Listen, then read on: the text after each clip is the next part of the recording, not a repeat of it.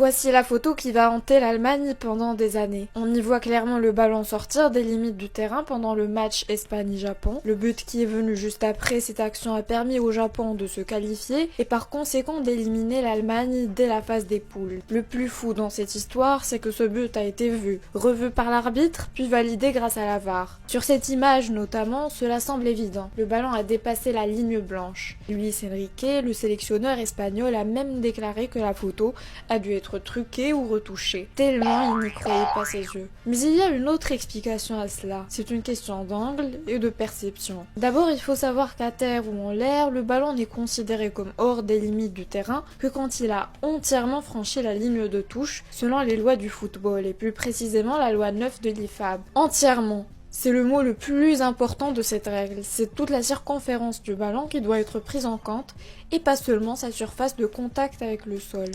Et sur ce but, c'est une question de millimètres. Et si on regarde le ballon depuis cet angle par exemple, où on le voit tout de même dépasser la ligne blanche, c'est une simple illusion d'optique. D'autres perspectives montrent que l'ensemble de la circonférence du ballon n'est pas de l'autre côté de la ligne. La centaine de caméras installées sur le terrain a permis à la VAR de confirmer le but historique d'Ao Tanaka et d'éliminer l'Allemagne.